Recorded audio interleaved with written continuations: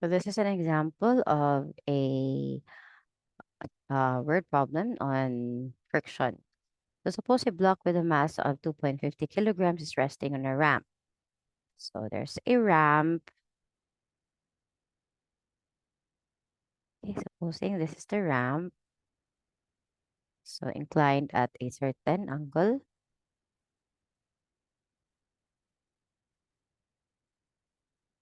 Okay, there's a block with mass 2.50 kilograms resting on the ramp.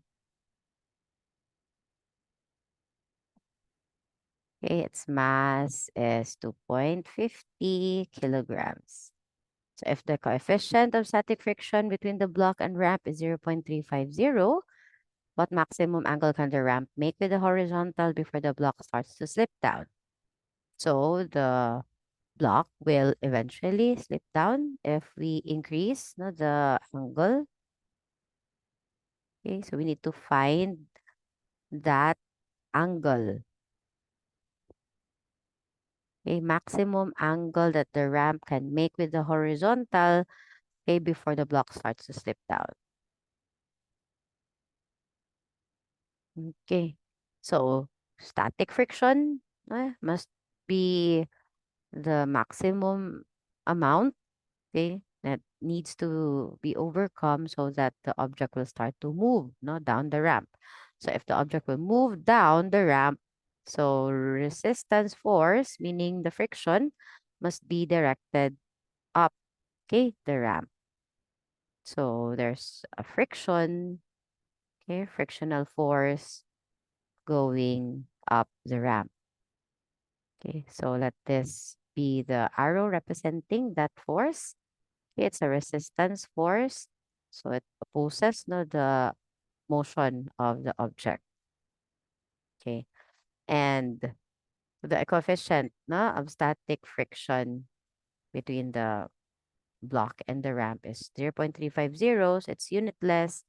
Okay, static friction, by the way.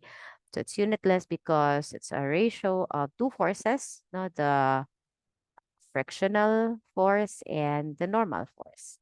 And the normal force is always perpendicular to the surfaces in contact. So if this is the direction of the ramp and the surface of the lower part of the block, then the normal force is this arrow.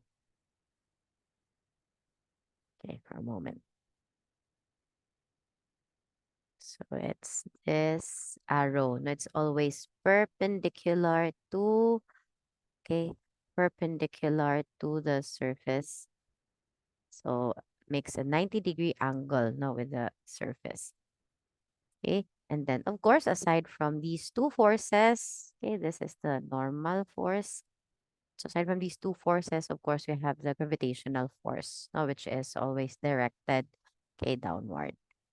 So that is not yet the free body diagram. No, so let me draw the free body diagram here below. So free body diagram of the block. So what are the forces na acting on the block? Okay. So we have, of course, the gravitational force. Okay, which is the magnitude of in which the magnitude is called the weight. Okay, it's all directed downward because it's always towards the center of the earth, so regardless of the position or the placement of the object, whether on a horizontal surface or an inclined object or even suspended in air. So there's always a weight or gravitational force, unless of course if it's stated in the problem. There you can ignore, okay, the gravitational force. So the frictional force is orange one. So it's located on the first quadrant. So take note that the arrows must be drawn from the origin valley of the x and the y axis. Okay, so this would represent, okay, the frictional force. Okay, so some are using capital letter F with a lowercase f as a subscript to denote frictional force. Okay, and the third force is the normal force. It's always again perpendicular no, to the surface, and the friction is always parallel to the surface if it's this orientation. No? So the normal force would be this force. Okay, so this forms a 90-degree angle, no, because they are always perpendicular. So now, okay, so if we're going to um get the equations or write the equations, okay, so of course, usually, no, we label this as our x-axis, no, the horizontal is the x-axis, okay, and this is the y-axis, of course, no, above. So if we're going to write the equations, okay, for second law of motion, meaning net at first equals mass times acceleration. Okay, so we need two angles, no, because the normal force and the frictional force are not located along the y or the x-axis. Okay, so we need two angles, and of course you can make write no the relationship of the two angles because there is a relationship, okay, between these two, okay, forces. No, they are always perpendicular. Okay, so the theta, by the way, is this theta here. Okay, the angle of the surface, no, from the horizontal. So two angles are needed, okay, along the x axis and also along the y axis. So if ever, no, the situation is like this, we can always transform, okay, our vertical and horizontal axis. Instead of having this as our x-axis, na the horizontal axis, okay, so we can rotate it. Now we'll make this surface, okay, the parallel no to the surface na direction as our new x-axis. Okay, so we can label this as our new x-axis. So let me extend, okay, the lines and maybe use another color para klaro na it's a new, okay, set of axes. So we can make an extension here, okay, and label this as an x-axis, no, or it's an axis parallel to the surface of the block, no, and the ramp. Okay, while the n, okay, where the n is located can be our y-axis. Okay, so that can be our y-axis. Or if we extend it here, the bottom part, so we can have this, no? So let me extend na lang po dito sa taas para klaro na it's going to that direction as well. Okay, so let this be the y-axis. So medyo the thickness, no, is not uniform. So let me just use na lang, ano, um, dashes.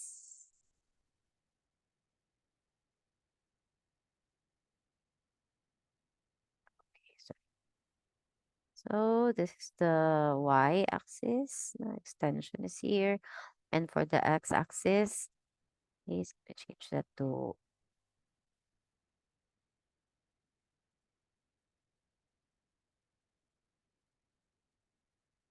okay, and then we can extend it here. So this is bale the new, okay, the new x-axis. Okay, negative x-axis, positive y-axis, then negative y-axis. Okay, so we put back the normal force and the frictional force.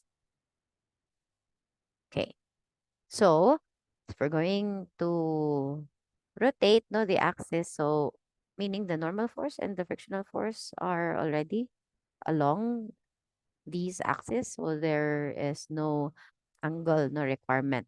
So we need na lang one angle, okay, which makes the equation no more simple, right? So we can relate this angle theta, okay, to the angle here no from the W, no, the white arrow and the negative y-axis, okay, because we know that the new x and y-axis are, of course, no perpendicular.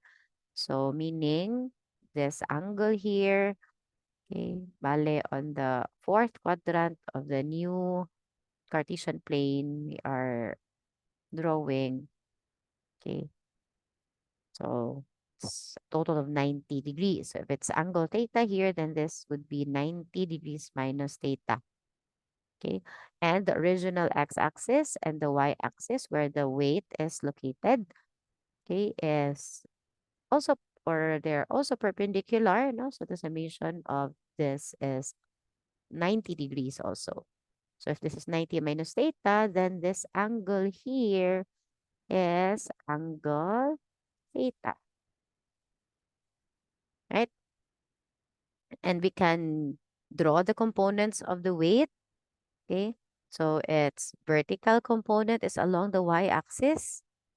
So this would be the vertical component no, of the weight, the W sub y. Okay. While this one here is the x component, okay, of the weight. All right. So because of the gravitational force, the object, no, the block will also move no down the ramp. Okay. So provided that the maximum angle is reached. Now you can start man from a horizontal surface. Of course, if you put the ramp or put the object on the ramp, so assuming that there are no other forces no exerting on the object, so it will not move. No, and if you slowly raise the inclination of the ramp, so that's the time na nga the object will be sort of veering away no, from the ramp. There's such time na the maximum angle is reached and then dagan na no, paubos ang object. So this x component, okay, of the weight or the component parallel no, to the surface of the ramp, okay, has a huge no contribution to the motion of the object. Okay, because wala may lain makapa-move sa iyaha. No, it's only this component of the weight. Okay, so it's a portion lang of the weight. It's the x component or the, again, component parallel to the surface of the ramp. All right, so we can now write the components of the weight in terms of theta. Okay, take note that in lesson 1, we use sine for the y component and cosine for the x component, provided that the angle is measured from the x-axis. But now it's measured from the y-axis. No, theta is measured from the y-axis. Therefore, this y component of the weight, as you can see, is the adjacent side of angle theta. Or if I will draw again the arrows here. Okay, this is the weight, and this is the y component no, of the weight. So it will form a 90-degree angle with the tip of the arrow no, for the weight. And this is basically the x component. No? So these are equal. So you just move no, the arrow from the new x-axis towards this direction so that we can form a 90-degree angle here. So a right triangle is formed. So if this is angle theta, okay, so this would be the opposite side and this would be the adjacent no, side. So if we're going to use trigonometry, this was explained in lesson one, pero let me repeat it. Okay. So for the ratio of opposite side, no, over adjacent side, or rather hypotenuse, not adjacent. Okay, this is sine, no, sine of angle, or the angle is the ratio of these two sides of the triangle. Okay, so meaning sine of theta is opposite side, which is the x component of the weight, okay, and then over the hypotenuse, which is the weight, not the magnitude of the weight.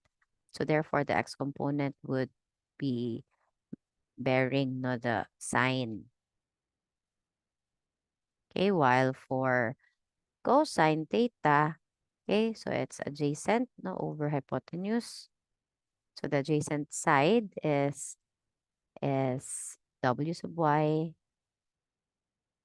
or the component no perpendicular to the surface, or the new no y axis. So over w, so the y component would be bearing na the cosine of angle theta. Okay, so take note of that. If the angle is measured from the x-axis, you can use w cosine right away, and vertical, if from the vertical axis. So I mean, the vertical component, if the angle is measured from the x-axis, is sine. Okay, pero if you put the angle, no, you measure it from a vertical axis or the y-axis, then may interchange ang trigo functions. So sine for x component and cosine for y component. Okay. So we now go to the making of the equations, no, from second law of motion. So this is initially at rest, and then it moves no initially if the maximum angle is reached. So basically, okay, so the particle is at equilibrium. So meaning no, the x component of the acceleration is zero and the y component also is zero. Okay, so the summation of forces along the x-axis according to the second law of motion, if acceleration is zero, is also zero. Okay, because this is zero, so summation of forces is equal to zero. And the summation of forces along the x-axis, the new x-axis, we have the static friction, okay, positive, and then to the left, okay, quote unquote, to the left of this new x-axis is the x component of the weight, okay, and then we can equate no the two.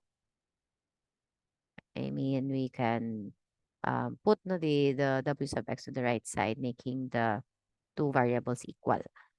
Okay, so w sub x. So we can write this as w sine theta. Okay, and this is static friction. Okay, so we need the angle theta later, no? So we are given the coefficient of friction and the mass. So we can express static friction as the coefficient of static friction times the normal force. Okay, so we need to solve for the theta. So we can put na the theta on one side. So we can divide the entire equation by W. Okay, so making it sine of theta is equal to nu sub s times n over the weight. Okay, which can be expressed as mass times acceleration due to gravity, no? Because mass is given, and we know what the acceleration due to gravity is, no? Assuming, of course, that the object is on Earth. Okay, so you just use the values later if they are necessary. Okay, so there are other resources. Now, if you will try to look at books and online resources, so some are writing weight as mg, okay, instead of just using w. We'll see later, no, na pwede ra gyud na siyang W, no? Anyway, we can easily solve for that if it's necessary. Okay, because we have the value of M naman given in the problem. So, we do not know what are the values of W and the normal force. So, two unknowns, okay, and one equation. Three unknowns, okay, no, because we have angle theta, which is the variable, okay, required no, in the problem. So, we can label this as our equation 1. Okay, so let this be equation number 1.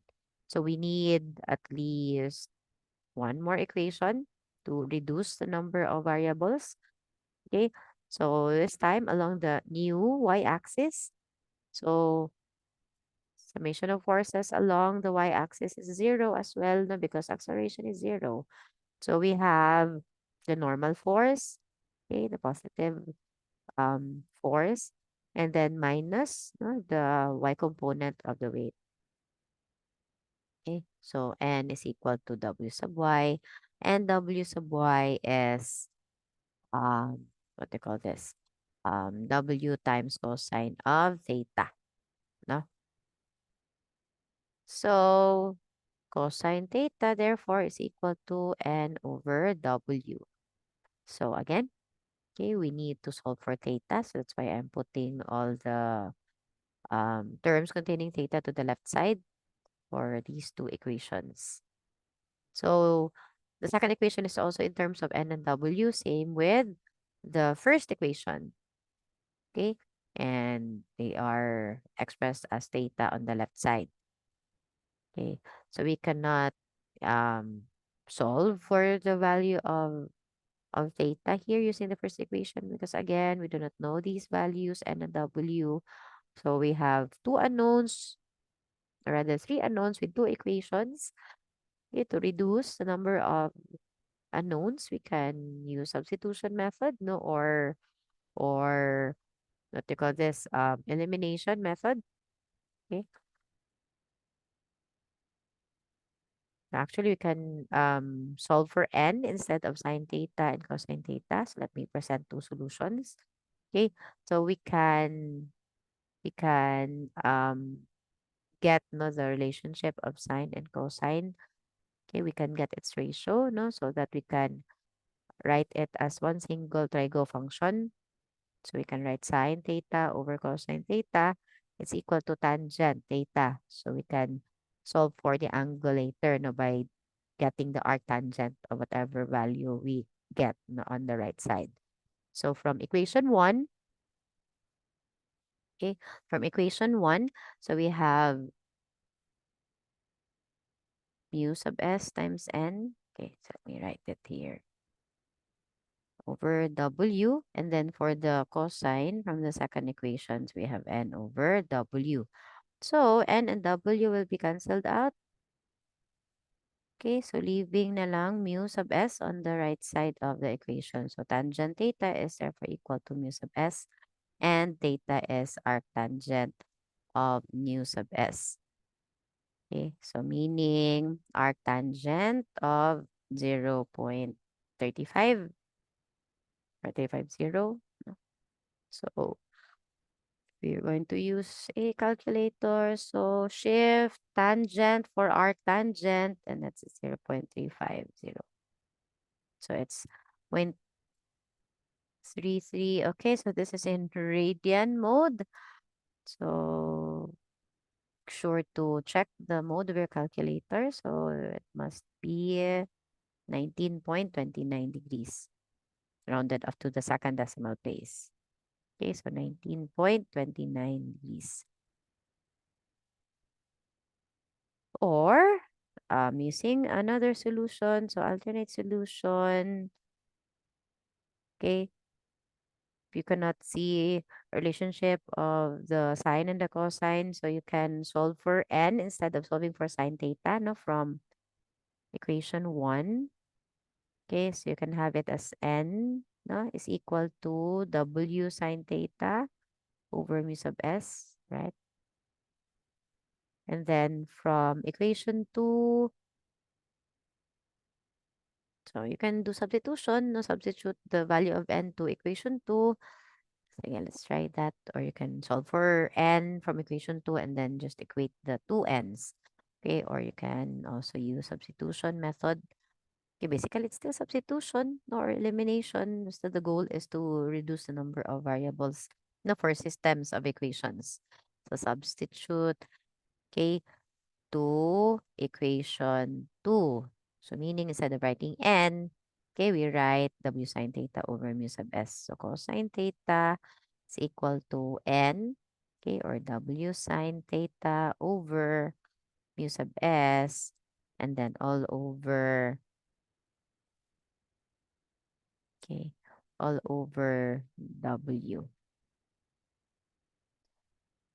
So w again can be expressed as m times g, okay, or actually, you don't need to solve for m because the w can be cancelled out.